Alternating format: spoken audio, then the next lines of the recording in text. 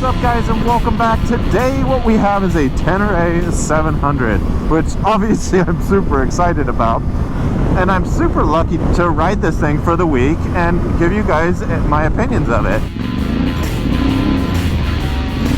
So of course we are on some back roads now, so we're gonna have a little bit of fun playing with this CP2 best sounding parallel twinned motorcycles because of that amazing 270 crank instead of the 180s of the Kawasaki.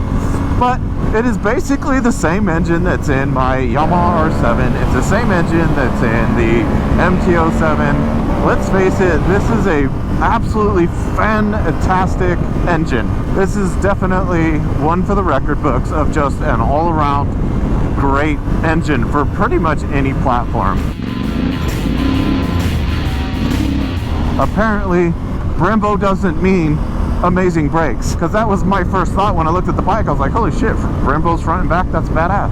Oh yeah, no, these things are freaking squishy. It's like they either need to be bled or we need new brake pads. Hell, maybe even steel braided brake lines. I don't know how far you go. I'm sure new pads would probably do it, but definitely a noteworthy thing on the motorcycle. The brakes are nowhere as good as I would expect them to be. But alongside, you know, the braking power, it's adequate. The power is obviously amazing. CP2s, I could rant and rave all day long about the engine. I love it. And then you could shut off ABS. Hands down amazing. Good motorcycle for back roads? Hell yes. Loving it. The next adventure is to get this thing off-road. But this is definitely easily outperforming the KLR. I rode all of this yesterday, and yeah, this just feels better all around. Like, I feel like I could get more playful with it. Like, I don't have a problem like giving her some gas and trying to pop over something. You know, it's almost like I feel like I'm on like a real dirt bike instead of a big ass adventure bike, I guess would be the best way to say it. But the grin is definitely wide. This is so much more pleasurable to take off-road than my bike. But I would say what would that would be the most noticeable. You know, we haven't even kind of talked suspension on this motorcycle yet. For this being a stock motorcycle, to me it's feeling really damn good, and it is definitely not set up for me. I can feel the sogginess of the front fork, that's for sure. And I can only imagine, you know, adjusting this, because that's one of the greatest things about this bike, you know.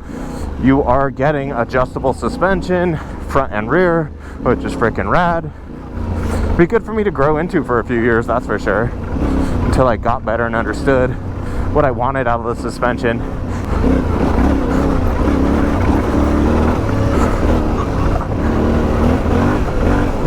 Yeah, hell with you, sand. We're just gonna start going faster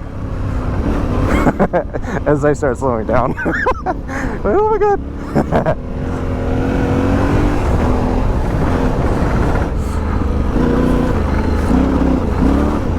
Oh, do you see all the fishing? Jeez, it's all over the place, and it's like barely moving, and I'm all scared.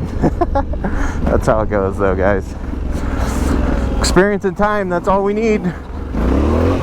Woo! You feel that fire? Yeah, that rear end just slid out there. Woo. God dang, that feels so good. Oh yeah, you could just feel that ass end just slide, but it's like, I don't feel like I don't have any control, if that makes sense. I feel like I have a lot of control over this motorcycle. And you know, these Pirellis are not like super dirt tires, so like they definitely slide easier than like a dirt bike tire would, obviously. I mean, they're a dual intention tire, so how's that exhaust sound though? It's just got a slip-on on it, and it still has the reducer in it, but it sounds freaking dope.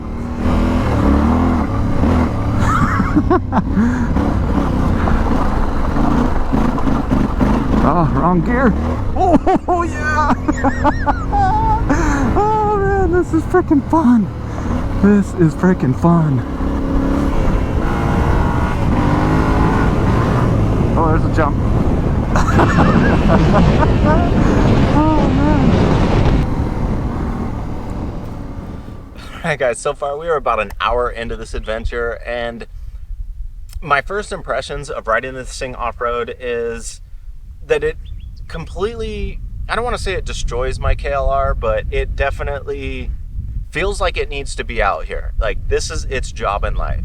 Now, surprisingly, it is also really, really good for some backroads riding, as we've experienced so far throughout the video. I'm really having fun with it. I'm really liking these tires off or on road. These Pirellis, like, I have some serious confidence in leaning this bike over because of these tires. Obviously I keep comparing my KLR 650, and I'm sorry about that, but my KLR 650 has more knobbyish tires, and I don't feel as good, you know, leaning that thing into a corner. And this one, night and day, absolutely. These tires are fantastic on road, in my opinion. And the only negative I've found so far off-road with them is sand. And I can feel just the whole bike just doing its freaking fishing while I'm going through sand. Obviously, I'm not the most experienced off-road rider, and those are things that you would ultimately get better at with time. But when I rode the KLR through a lot of the same exact sand I rode through yesterday, I did not feel the bike fishing as much. So that only tells me that maybe the weight of the motorcycle and the tires themselves are doing a little bit better in sand than, say, these Pirellis are. But that's a pretty small thing to change, and like I've seen in many other videos of people riding this thing, learning how to ride it off-road on sand is realistically just release, let go, use your feet and your legs and lower body to control the motorcycle and go with the sand, and you'll be fine. I did kind of experience a lot of that out here on the sand on my way here, so I started feeling a little more comfortable. I just felt it was worth noting that when we're talking about tires here, those tires, that was the only real time in which that I felt that this bike wasn't, you know, way better than the KLR off-road. So I'm truly enjoying it. We've got a lot of riding left to do today. We've had a good time on some back roads. We've obviously had a blast off-road. I know I didn't get crazy with it because ultimately it's not my motorcycle, and I don't want to drop it. I don't want to take it on some single track. But what I will say is I'm truly nervous of taking the KLR on this burnout trail up here that I'm dying to take the KLR on, and I rode my CRF 250L on it, and I'll link that video up here so you guys could check it out. I had a ton of fun out there. It's a great spot to go ride, but the KLR is pretty damn big, heavy, and I'm a little nervous of doing it. One of these days I will do it, but after this short ride with this, I think I could go take that blue trail perfectly fine and have a great time on that bike. So there's another good trade-off of, you know, what's going on. It's kind of interesting how I'm kind of weighting these motorcycles with the, you know, back roads fun versus the off-road fun versus the commuting fun. And obviously, so far, out of those three categories, this is beating the back roads fun, twisty road riding, and this is definitely beating the off-road riding. So our next step, we're going to get this thing on the freeway, and we're going to see how she commutes. Because to me, that's sadly, that weighs pretty heavy for me on a motorcycle, because I pretty much am a 90-10. Like, I like off-road riding. I like backroads twisties, having a great time. My super sports are for the backroad twisties, having a great time.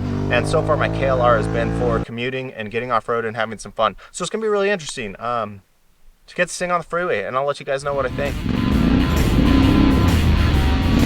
Alright, so my favorite point of a review is usually the freeway test. And I know that is probably the most nerdy and boring test of a motorcycle review, especially one like this that is so freaking awesome. This is a fantastic adventure motorcycle. On the commuting aspect, if you've watched my KLR 650 reviews, I'll put that up there if you want to check it out. That motorcycle is quite vibey, 650cc, one single cylinder, and it's quite vibey on the freeway. Now, first impressions right up front, there's no vibrations. This thing feels fantastic at speed. I was really anticipating that the commute would not be as comfortable just simply because of the windscreen, the hand grips that this comes with, or at least the hand guards this bike comes with. The 15 miles I've put on the freeway so far, it is feeling freaking great. I think I could commute this quite well. The next major thing I would compare would be obviously the seating. And on the KLR, you have so many like places to move. You could sit up front on the bike, you can sit back on the bike, and the seat's like super wide and super cushy. And this is obviously more of like a dirt bike seat. Now, what I will say is a positive about the bike is that the seat is considerably wider than a dirt bike. So my ass is fully on this seat. I don't feel like my CRF 250L, where the seat was quite narrow, that was really kind of on your ass bones. This is pretty dang comfortable and is feeling pretty good. I feel like I could rock this for quite some time. Not as long as I could probably say I could ride my KLR, but definitely a good, solid, comfortable position and a very decent amount of wind protection. More than I thought it would do, that's for sure. So freeway friendly, splitting lanes, hell yeah, this thing is pretty damn cool. So I hope this was a useful review for you guys. We got to get out on the dirt with this thing, we got to ride this thing on some back roads and have fun, and now we're commuting the thing, and I think this is probably a very good buy.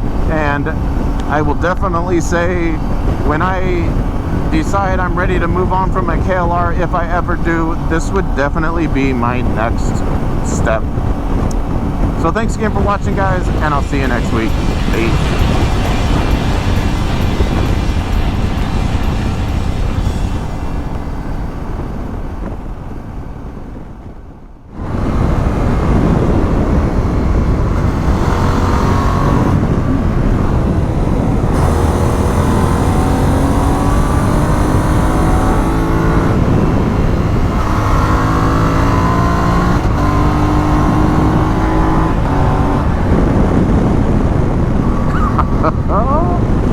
Oh man, this thing is fun.